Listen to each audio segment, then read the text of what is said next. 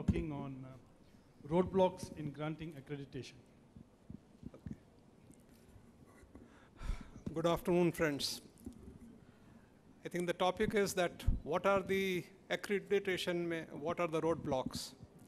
And I think a lot of discussions have happened, and in fact, the talk by Lalu Joseph this morning, and a lot of other people have highlighted various issues in various ways.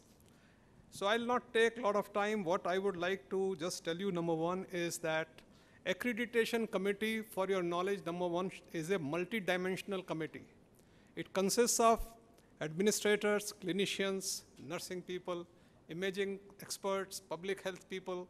So it's a multi-dimensional committee, and it is not something which is trying to look at the assessment when it comes. So it looks at the whole hospital whose assessment has come to us in a more holistic way.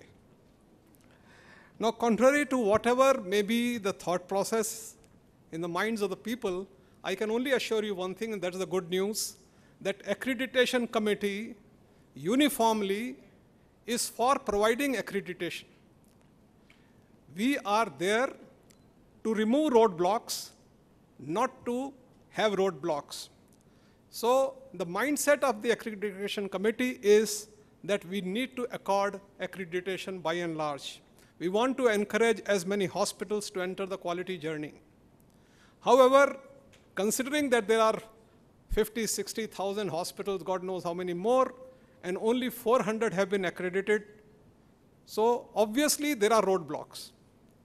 And the roadblocks, I would say, is, first is, I would say, the roadblock is in the mindset of the people who are running the hospital, that they have to understand that they have to have the intent of coming on to the journey of quality. And I think that the accreditation committee, whenever those people also whose data comes to us, there are huge number of things that all you know. For example, we will go through the statutory compliances. Now, at one time, this was a roadblock. And we realized that a lot of hospitals were being kept out of accreditation because of their non-compliances to the statutory compliances, especially maybe fire, or they had already applied for biomedical waste. Earlier they have applied, and that is waiting, or AERB. So over a period of time, accreditation committee, along with all people in NABH, have worked to dilute these issues to a level, not to say that the administration or the organization should not look at it, but we have tried to kind of find ways and means that you fulfill those applications, but that should not come in the way of not granting accreditation. Now, one of the most important things which I would like to stress, which comes in the way of anybody not getting accreditation, will be the ethical issues. Now, there are examples. For example, there has been a hospital who had a board, a big board. At the time of when they had gone for accreditation, the assessor found there were boards leading to his hospital which said NABH accredited, very small letters down below, applied for. Now, that is something which shows there is a gross violation of the intent of how important you are thinking this entire thing to be. And therefore, whatever else might have been there, this ethical issue had put that hospital in jeopardy. It did not get accreditation for quite some time, almost took 2 or 3 years back for them, and after huge this thing, probably they may be getting it now. So whether it's a misuse of logo, there are big corporate hospitals. Let me tell you one thing. Recently, there was a big hospital, and they have a small satellite center somewhere, and they were using the logo there. The assessors pointed out that problem to them, that why are you using the logo? So they wrote that, all right, we were using it by mistake.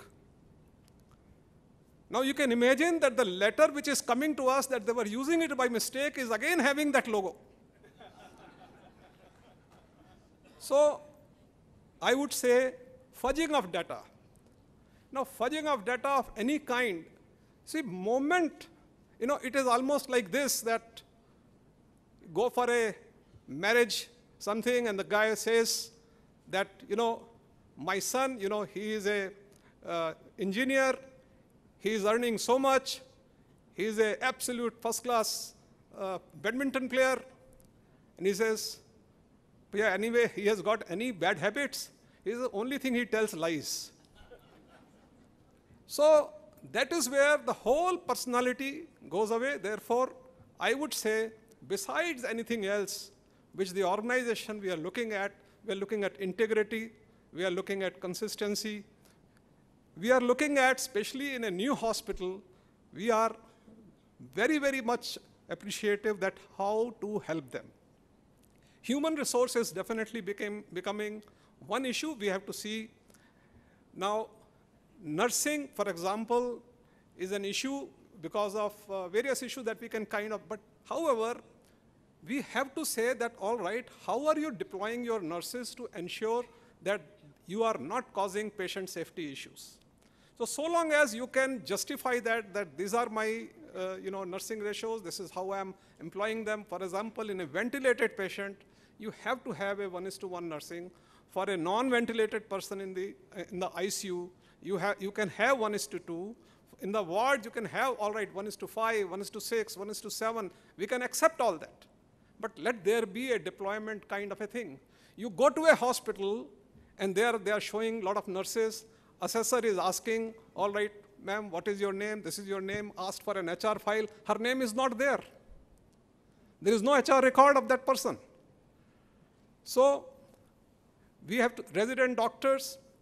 We all know there was a time when even the presence of a non-MBBS doctor was a problem to NABH. Slowly and gradually, we have, all right, we can accept so long as there are adequate number or a minimum number of MBBS doctors looking after the patients under their supervision. If you are using non-MBBS doctors as physician extenders, fine, we can look at it. Again, we understand that whether it is processes, whether it is documentation, the issue is this, that we can never be perfect. We all understand that. However, for the first time accreditation, whether the hospital has understood the standards and trying to implement it is what we are looking at. For surveillance, we would say that have they started analyzing the data, and have they imbibed the quality culture?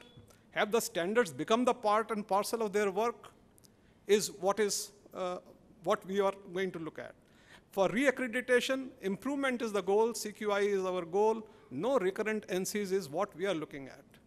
You see, what we are looking at, that usually, moment somebody gets accreditation, they feel as if they have reached the Himalaya, they have reached the Everest of quality in terms of reaching there.